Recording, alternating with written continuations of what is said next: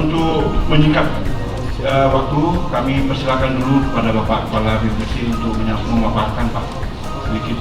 Silakan Pak. Assalamualaikum warahmatullahi wabarakatuh. Selamat siang, salam sejahtera untuk kita semua, salam kebajikan. Alhamdulillahirabbil alamin.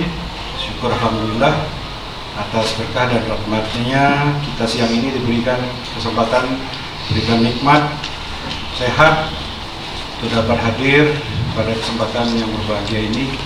Kami mohon izin untuk bisa melaksanakan kesepakatan bersama juga mengisi ruang dan waktu untuk kita bersama-sama menandatangani kesepakatan bersama antara Yayasan Wakaf Harun Ali tentang peningkatan sumber daya manusia dalam upaya pemasyarakatan IPTEK, ilmu pengetahuan dan teknologi. Dan karenanya pada kesempatan yang berbahagia ini kami menawarkan kepada seluruh masyarakat Aceh untuk bisa memanfaatkan ilmu pengetahuan dan teknologi khususnya yang dilaksanakan oleh BPT dalam membangun lompatan-lompatan teknologi melalui perekayasaan teknologi. Ada 7 peran BPT yang sekarang ada di dalam Undang-Undang Nomor 11 Tahun 2019, Undang-Undang Sistem Nasional Ilmu Pengetahuan dan Teknologi. Yang penting di dalam undang-undang itu, Bapak Ibu semua, bahwa IPTEK itu bukan basa-basi. IPTEK itu bukan hanya sekedar rekomendasi ataupun sekedar kajian atau studi atau hanya pembelajaran saja. Tapi IPTEK itu adalah landasan dalam perencanaan pembangunan nasional. IPTEK adalah landasan dalam penetapan perencanaan pembangunan di daerah. Landasan ilmiah yang tentu saja akan sangat kuat dengan semua target-target capaian yang ada di dalam Sustainable Development Goals, dan secara khusus di Provinsi Aceh itu mulai dari Aceh Siak sampai Aceh Carong itu tentu saja menjadi bagian daripada tugas kita bersama. Yang kerjasama antara BPT dengan pemerintah Aceh yang setelah terjalin cukup lama di bidang teknologi informasi merupakan awal dari penerapan Smart City 10 tahun yang lalu mungkin. Pada saat saya itu datang ke Banda Aceh pasca tsunami untuk membangun sistem informasi di kota Banda Aceh melalui Banda Aceh Islamic Cyber City.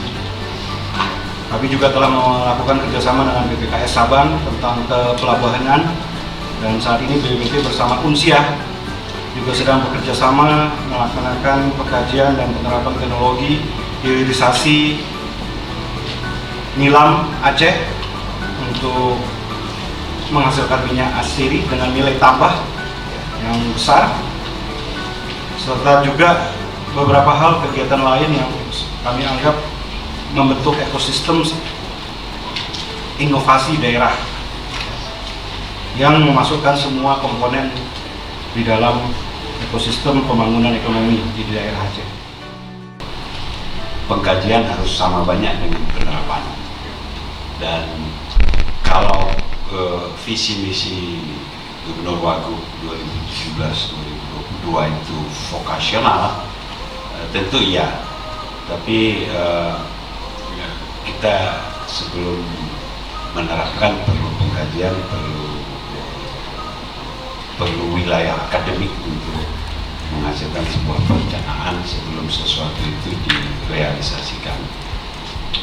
Oleh karenanya, hadirin yang berbahagia,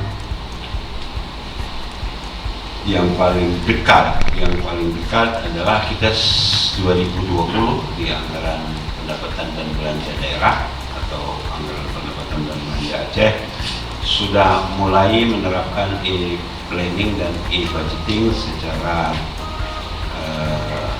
normatif, secara penuh, dan beberapa pengalaman di RAPBA 2018 sudah terkoreksi di APBA 2019, dan APBA 2020 menurut hemat saya dan kami sudah secara penuh masuk ke rezim e-planning dan e-budgeting. Nah, yang saya lihat sebagai pimpinan masih banyak weakness atau kelemahan dalam penerapan e-planning dan e-budgeting itu. Kaji ulang adalah keniscayaan Pak Arman terhadap apa yang kita sebut sistem e-planning dan e-budgeting. Ada hampir 35.000 apa yang kita sebut sebagai komponennya Pak Astagfirullah.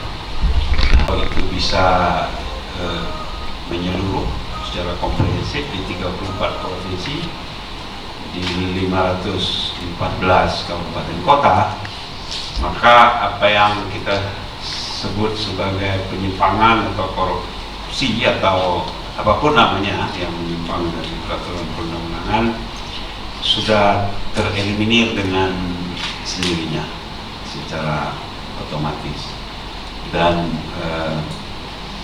tidak perlu mengajak orang menjadi baik untuk tidak korupsi, Pak Ustadz. Orang jahat pun tidak bisa korupsi. Jadi mens rea boleh ada, tapi sistem rezimnya tidak memungkinkan orang menyimpang dalam merencanakan dan menganggarkan. Oleh karenanya, apa yang kita lakukan dan mungkin dilakukan oleh seluruh provinsi terhadap penyusunan rencana anggaran pendapatan belanjanya itu harus terus dikaji sampai kita mendapat sebuah sistem yang ideal, yang secara universal kompatibel digunakan di seluruh pemerintah provinsi, setidak-tidaknya sampai ke kabupaten kota. Tentu nasional pasti apa yang kita sebut dengan APBN. Bapak Ibu sekalian, pada hari ini kita menggagas kerjasama dengan BPPT untuk memanfaatkan dan mengembangkan teknologi agar bisa diterapkan di lingkup pemerintah Aceh. Kerjasama yang kita sepakati ini mencakup beberapa hal. Sekurang-kurangnya yang saya sebutkan, yang pertama inovasi tata kelola pemerintahan melalui sistem pemerintahan berbasis elektronik, e-office, e-city, e-izin, dan yang lain. Itu saya yakin sudah menjadi keniscayaan, dan saya khawatir kita tertinggal dengan provinsi yang lain atau bahkan dengan kabupaten kota yang lain. Kalau kita lihat Banyuwangi misalnya, atau kota Surabaya misalnya, kita harus melakukan akselerasi untuk inovasi tata kelola pemerintahan ini.